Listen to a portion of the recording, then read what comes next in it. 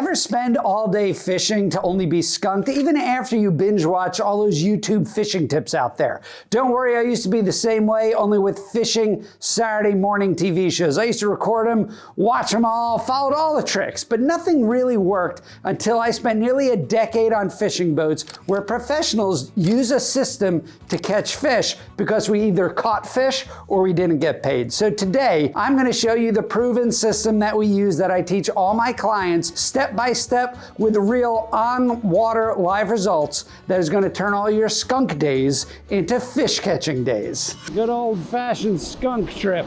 A blank. No fish. I call it zilch. Except for that one. That one wasn't at my reach. There we go. I was just lamenting not being able to catch a fish, and now I got one. I got another one. Perfect. Whew. There he is. I got him again. I just knew that bucktail is the way to go right there. So to start, you really have to understand how following terrible fishing YouTube advice out there is really holding you back. Social media only shows you the wins and never the blanks, but learning from those skunk days is so important to your fishing and is exactly what makes you better, so long as you're fishing with a system. And that's why I developed the Fishing Circle, and that's the system that I share with my clients out there to help them turn 0 fish days into consistent catches. And it's based off of 3 foundational processes that go so overlooked by anglers out there, it causes them to acquire more skunks than Daniel Boone had in his hat rack. I'm pretty sure they were skunks. They may have been raccoons. I don't know, I'm gonna have to look that one up. I'm too lazy to look that one up.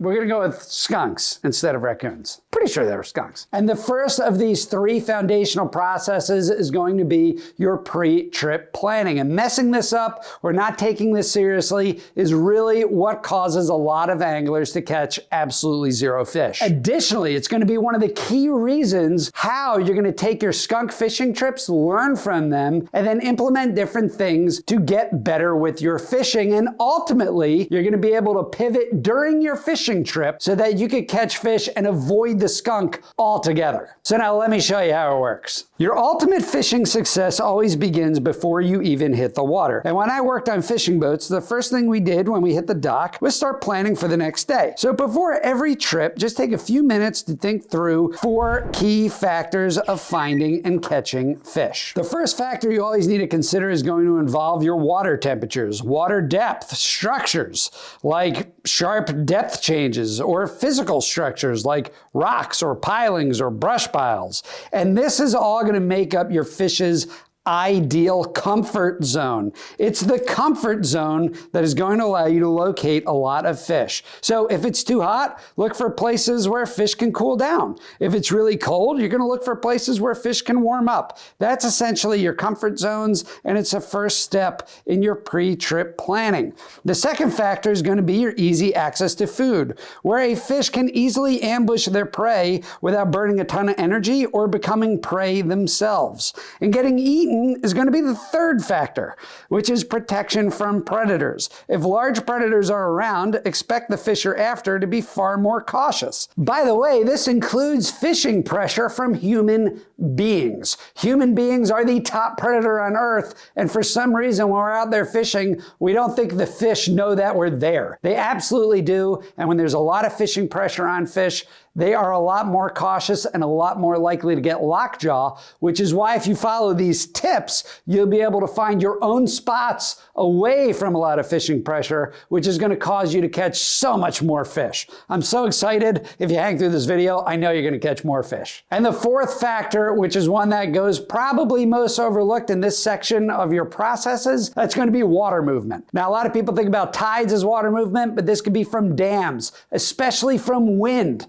People overlook the wind. The wind will push a lot of water, and you need to know how that water movement is affecting all of those previous three factors in locating your fish. But how do you determine comfort, protection from predators, easy access to food? You know, it's not as hard as you might think initially. First, let's just start with the weather. Is it going to be hot or is it going to be cold? Has it been hot? Has it been cold? Is it windy? Is it calm? You know, take a look at some depth charts and some maps and see how those weather conditions are going to affect your fish where they may want to be, whether deep water or shallow water. Now, if that sounds like a lot, don't worry about it, because I built for you the ultimate pre-trip planning tool that is just so easy to use, and it's free. I'll leave it linked in the description below if you want to check it out. And it works like this. It's called the Fish a Lot Bot, and it literally simplifies this whole process for you. You simply just identify the area that you think you may want to go fish, and it auto-fills all the weather for you and even helps you locate certain spots via contour lines or Google Earth maps. You simply plug in a few details and it'll suggest you all your high probability areas you should go look for to start fishing, and it will actually describe to you those areas and why fish might be there, as well as best practices you could take in order to catch the fish in those areas, like what lures or baits you want to use for your ideal fish. It's pretty awesome. I love it. I use it all the time. Again, I'll link it down below if you want to check it out. It's totally free and totally up to you. Now, the key to this pre-trip planning and using my tool there is to not put all your eggs in one basket. Always have a plan A, B, C, and D. This way, if you show up to your spot and it's crowded with all these people fishing, remember protection from predators, you can move on to plan B or C with confidence, knowing that you're going to start looking for fish in high probability areas. Now, if you go to spot B and it's kind of dead, you don't see any birds, there's no fish, there's no bait, there's really just looks like a dead zone, well, then you could continue to pivot with confidence in your search for fish. Remember, nature is going to love to mess around with your plans, but so long as you did just a little bit of research there, you could really stay on top of your game and make sure you're not getting skunked. Now, the second of the three foundations here that's really going to help you turn those skunks into fish is going to be the observe and execute process. Now, to understand the observe and execute process, I want you to imagine you were invited to a party. Okay, you show up to this party and there's nobody there. Do you just hang around, you wait until it gets better? No, of course not, right? You're gonna whip out your phone, you're gonna contact your buddy, you're gonna be like, oh, where's everybody at? And then you're gonna move and you're gonna go try to find where that party is. I mean, after all, you can't make out with yourself, right? I mean, you can't, so yeah, find the party. And that's exactly what you're gonna try to do with your fishing. Now, keep in mind, in the pre-trip planning process, you identified A, B, C, and D spots, or locations where fish are most likely to be. Now, in the observe and execute process of this, you're gonna show up to those spots and you're gonna observe. You're gonna see if there's life around, if this is a good area for you to catch fish, if you're not gonna waste your time in dead zones. This is where rules that you might hear out there in fishing, like the 90-10 rule or the 80-20 rule, is really gonna come into play to help you find fish. It basically means that the majority of fish out there are gonna be in a very small piece of the water. So 90% of your fish might be in 10% of the water. So you want to avoid fishing in those dead zones, which is going to be the majority of water around you. And to do this, a really good method to use is by using search baits, okay, or search lures. These are going to be lures that are going to be able to cast a long distance. You can fish them fast, you can fish them slow, you can fish them deep, you can fish them shallow. It just avoids so much headaches out there following all that garbage YouTube advice about the best lures in October and 5 baits you need to use in August. I don't know. It's garbage advice. All you need to do is focus on lures that you could fish versatilely so that you can find that 90-10 zone, right? So that you know if those fish are on bottom, or maybe they're feeding in the middle of the water, or maybe they're feeding on top of the water. Learning how to use some search baits like spoons or jig heads with soft plastics or weighted hooks with soft plastics. These are great lures that can do this and that could really help you find fish. And the other bonus or advantage to this is it will teach you how to figure out strikes. You want to fish for a bite. You fish for a bite and then you learn from that bite. And that brings us to our third and final foundational process here, is the repeat your success. And this is where a lot of anglers screw this up and just cost themselves tons of fish out there. Now, to understand this, I want you to imagine you're trying to break into a safe, right? You got like your little ear hearing piece, you're trying to crack the code, and you do. You crack the code, you open the safe, and you're like, ah. Okay, then you shut the safe, you walk away, and you come back. Are you gonna try a new code? Absolutely not. You're gonna use the code that worked for you right before. And fishing is the exact same way. When you're out there fishing and you do get a little bit of success, let's say we're using those search baits that I described in the previous process, the observe and execute process, and you get a bite. Well, you should really be paying attention to what caused that fish to bite. This way, you could replicate it. How fast were you reeling? Where were you retrieving it from? Was it with the wind? Was the fish facing the wind? Did it come off a certain piece of cover? Was it low in the water? Was it high in the water? Did you slow your retrieve? Lots of times, right? People are distracted by all sorts of stuff out there. You're fishing, you're reeling in, you go to scratch your butt, you reel back in, and boom, fish hits. Well, it was that pause and start that caused the fish to bite. You should pay attention to that. You should be able to turn around to your friend and tell them exactly where and how you triggered that bite, whether you caught the fish or not. This way you could hone in on those fish's preferences for the day. And fish will change their preference day by day, hour to hour, tide by tide, wind change by wind change. But by paying attention to this and constantly honing in on them, you'll be able to pivot your tactics with them throughout the day or throughout many days so that you're able to stay on fish. And you'll see this in so many of my YouTube videos out there, Fish-a-lots. You know, we're on fish, we're pivoting with the fish, we're figuring them out, and we're really honing in on those strike zones, which is where in the water column those fish are looking to feed. We're looking at certain depths, certain structures. We're just honing in on those fish's preferences, and it just allows us to stay on fish and catch a lot of fish. And that is truly the power of repeating what works. Now, before we get into live footage where I show you exactly live time how you could turn skunks into fish, I first just need to let you know and have you understand that the greatest fishermen of all time, the people that were born as the best fish-a-lots on the planet, they get skunked. It's a part of the process. So just don't get overly frustrated if you do get a skunk day. The best anglers out there have tough times, have to grind it out. They have not so great days. I've documented a lot of these days on my own channel because I'm not totally full of crap like most people on YouTube.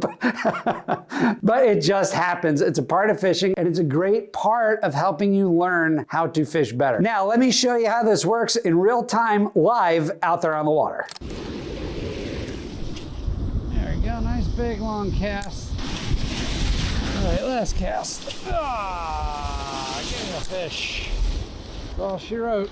A skunk, put in the books. No fish, I called zilch. Nothing, nada, zero. Yeah, that happens. Super annoying, but it's time to reflect on the car ride home and see how to do better.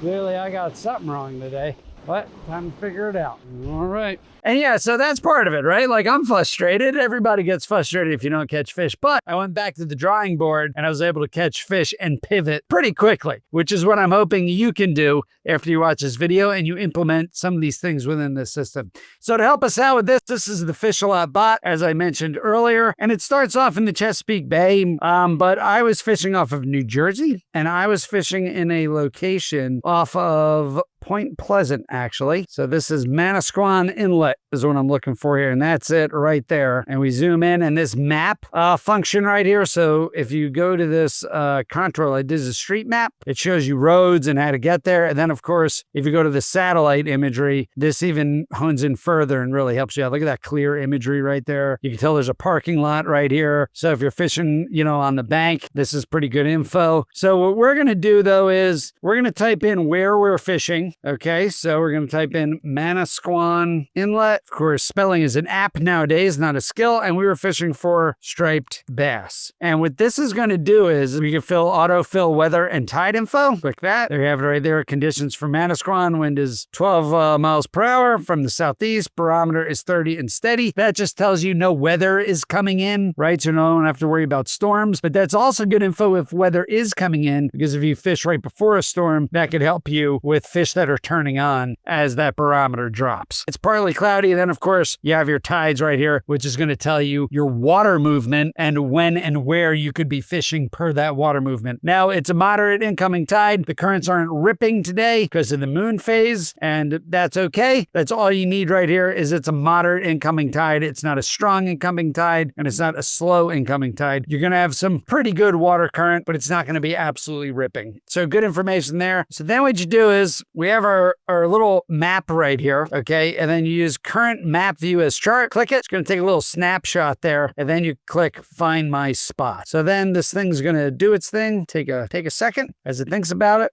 And here we go. So now we have the analysis of your results right here. And you can tell it kind of blocks off where you could fish. And take a look at this. This is pretty good. You'll notice here in this video, I started off south, a block that this came up with. So that's pretty interesting. And then, of course, here's block 1, which is where I end up catching the fish and I pivot to. And then, of course, you have your back bay areas here, which could result in some fish. So first and foremost, what it does here is your target species tactics right here. This is AI. This isn't perfect, but this is a great tool to get you started looking in areas where you could catch fish and you could pivot via your pre-trip planning. So let's take a look here for targeting striped bass in Manasquan Inlet. Okay, at the time of filming this is December. Okay, slower presentations due to colder water. That is 1,000% accurate. And then your best baits include some live baits, chunk baits. That's true. On a fish finder rig. Yep. All right, for lures, use 6 to 8 inches of soft plastic paddle tails of natural colors, white, pearl, olive, dark colors. That's spot on. I'm usually using 7-inch soft plastics here or 7-inch lures. So that's right on the money right there. And then 1 to 2 ounce jig heads here, which is exactly what I used off the beach. You'll see when I caught fish, I was using a 1 ounce bucktail. And then, of course, for my Hopkins spoon that helped me locate the fish, that was a 2 ounce spoon. So again, right on the money right there. That's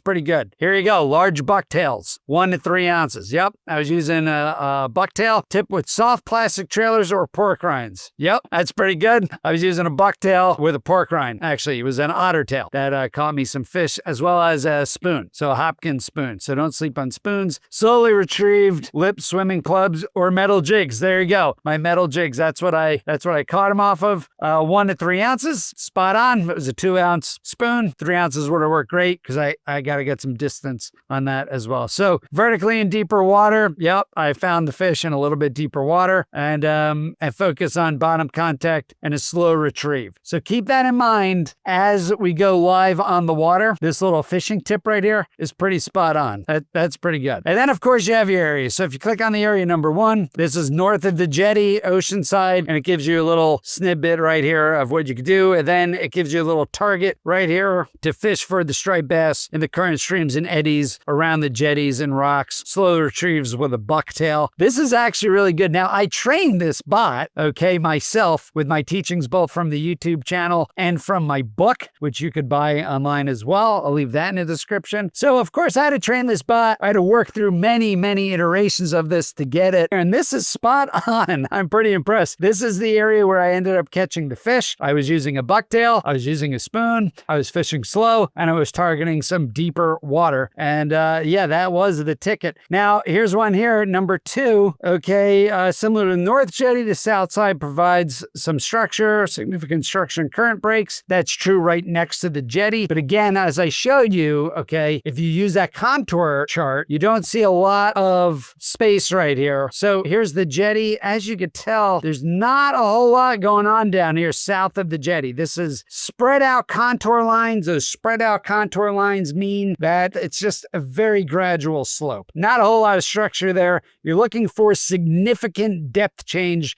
very quickly. And that means that those contour lines got to be closer together, much closer together. And that you can see north of the jetty up here in this area. If I zoom out right here, you can see it. See how close these lines are right here compared to down south. So this area up here has a more significant drop off in depth. And that in and of itself is a structure that I'm going to end up targeting. So the mistake I made is I fished south where there really wasn't much structure on this beach to hold fish. There wasn't a whole lot of activity south. And, you know, I just thought I would fish south of that jetty. I would take advantage of an outgoing tide. So as bait was flushed out of that jetty, out of the inlet, it would rip around that jetty and I would be able to take advantage of fish moving along the outgoing tide. And I was wrong. That was not where the fish were because there wasn't much holding fish on the beach there. So what I did notice in the observe and execute phase, I'm always looking around. I'm always looking for signs, something you guys really need to do as well. And I noticed there was a lot more birds up north part of that inlet. They weren't feeding. Again, it was not a blitz. It was not like a huge show of fish like Wild Discovery Channel, but they were hanging around in those areas. They were flying around. They were searching for bait. They were high up in the water. There was a lot more bird activity. So after my good old skunk there, I said, well, time to go back to the drawing board. And I said, all right, I took a look at my system and I said, I fished south was a little more flat, a little more shallower. Didn't work. I did notice some birds north. I do notice some more structure north. Take a look at this right here. Okay, these are the structures. If you look at the satellite imagery that I just showed on the Fish a Lot bot, there's a jetty right there, which looks pretty good. And look at that point right there on this other jetty. Okay, there's a big gully right here. Look at all the rocks over here in that deeper water. That is a good area, a diversity of structure. You have a steep water change, right? A depth change that's going very sharply into deep water. That is going to mesh really, really well when you have water movement. So that's an area I'm really going to focus on. So I pivoted very quickly the next day. Okay, unfortunately, this time it took me a day to pivot. And then I fished this area here, another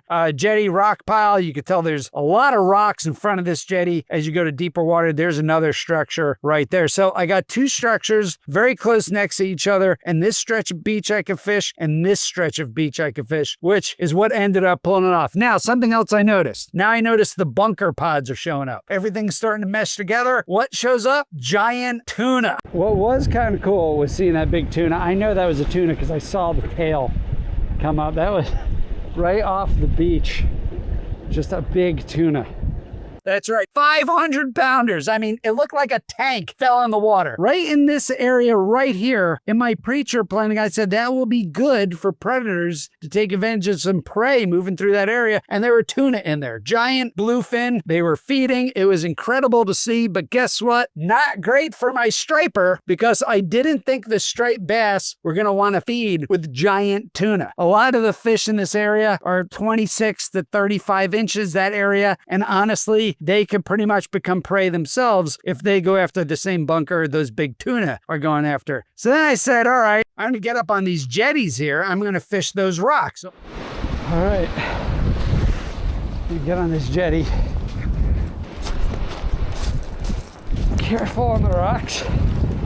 All right, oh, they're still out there. So I got deep water adjacent to shallow water, and I'm looking for that 90-10 rule, right? I'm looking for those 90% of my feeding fish that I'm after in 10% of the water. And this is how you're narrowing it down. The birds, the bait, the activity just wasn't there. So I'm able to come back, take a look at my tactics, say, I got it wrong. Let me pivot. Let me make a change and enact these changes. Now I do the observe and execute phase to look for areas where striper can still feed, but not become food themselves. And it ends up working out for me. So take a look at the live action here. It's really fun, really great trip. I caught quite a bit of fish, and I was the only one on the beach that was catching fish. In 2 days, I was the only one that sorted it out and actually got on some striped bass. So I said, it's a west wind, a hard west wind, and those bunker will swim into the wind. That is exactly what they're doing. As soon as they came, they're gone. They're out of my reach.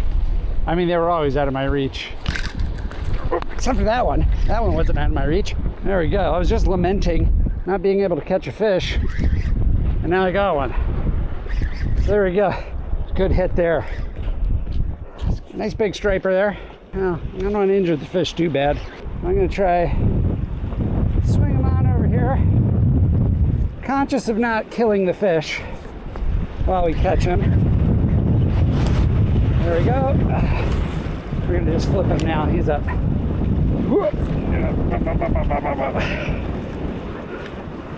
All right, now, what I don't want to do is have him flop all over the rocks and injure himself.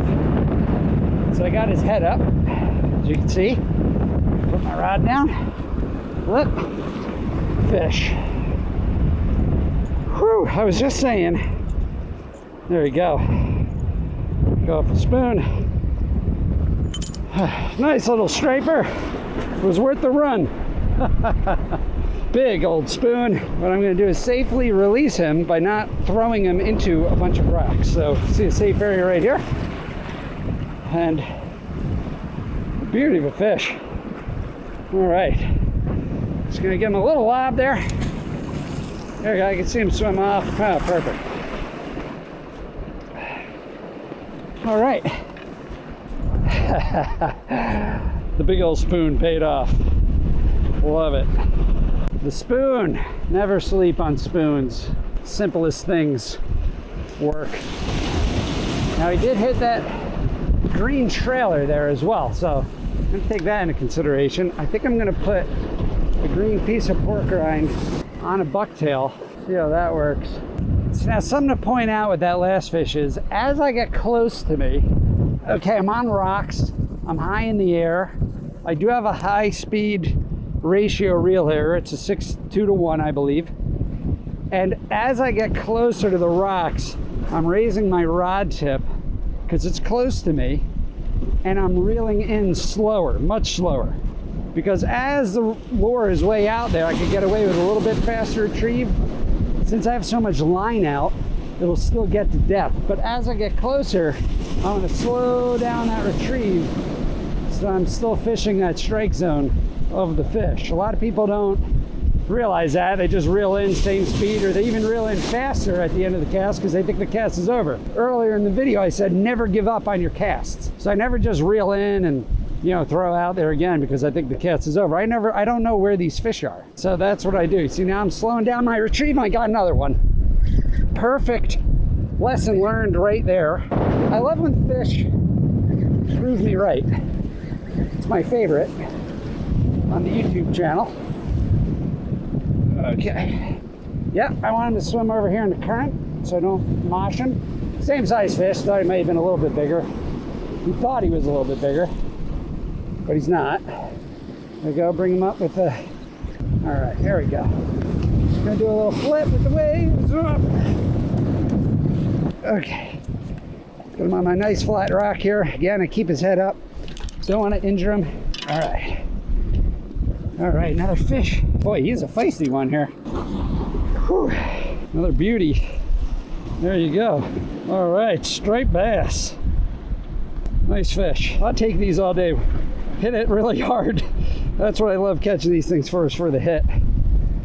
Gonna roam over. Want to get a good spot for him. Here comes the sea.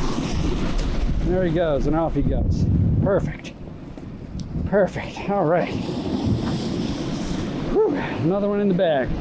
Now, after that fish, what I want to do here is I want to check my line. He got me in some rocks there, and all right, everything is good. Line's good, nothing's frayed. Not so much worried about the mono as I am the braid. All right, so that's 2 fish right off those rocks right there. I was able to figure it out here just a little bit. There we go, there's another one. There's another one. Now we're on him. Same spot. I found a little school here. All right, come on up, buddy. None of these are huge fish. It doesn't bother me.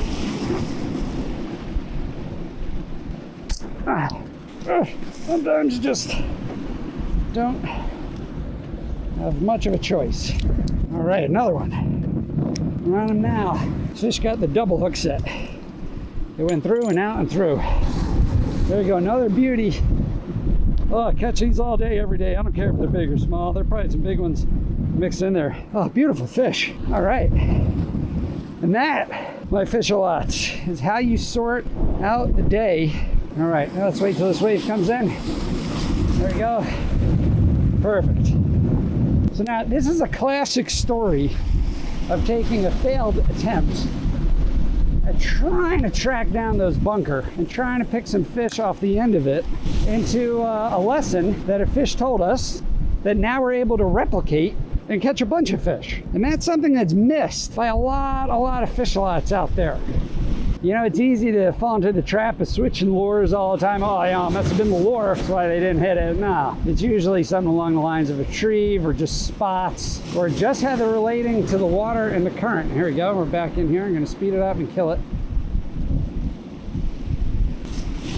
All right, no more fish. Now, if I make 3 or 4 casts here and I don't get another one, I'm gonna go to a bucktail. I really think those smaller fish would hit a bucktail with a green piece of pork rind at the end of it. So anyway, you'll notice something else here. I got my rod pointed towards the water. I mean, it is windy, and what you don't want is when those fish hit, you don't want a big belly in your line, even though I'm using braid, and this is high vis braid, which is so important for this type of fishing, because I really need to see if I'm getting sweep, which means that the current is just like sweeping my lure down the beach. I need to be able to see what my lure is doing so I have control of the lure. I have control over my retrieves. And if I don't have that control, That's when you got to go heavier or bigger or faster retrieve, or you got to make adjustments. All right, so I just want to try this bucktail here, so I can still get a really good cast out of that. Now, the problem is I'm using a much lighter setup for this, but I think I could trigger some good bites with a bucktail up in here in these rocks. So I am getting some sweet, it's a much lighter, it's a 1 ounce bucktail. So it's much lighter. So I'm going to cast up current. Yeah, now this is going to work. So now the bucktail is coming with the current, which is a natural presentation. Now by the time it gets to me, it should be straight up and down to the rock. Yep, almost straight up and down. So that's good. That's what we want right there. Now let's see if I can't get a fish off the bucktail. Oh, there we go. I missed him. I knew that bucktail was going to get him. I knew it. I just missed. I had him hooked up there for a second. I actually don't care that I missed that fish. I just love the strike. There he is. I got him again. Got him that time. I just love the strike. Oh, what a perfect size. I mean, the bucktail is just a way perfect size, a way more natural presentation. Let's see if I can walk around my much better fight on the lighter gear here as well. There he is. Come on up, bud. There we go. Okay. There we go. Show the party bow there how it's done. All right. I just knew that bucktail is the way to go right there. Your reel's down like that, by the way. There we go. On that bucktail with a piece of pork rind. Perfect hit. Perfect fish. Loving it. I'm gonna give the fish a nice gentle lob into the sea.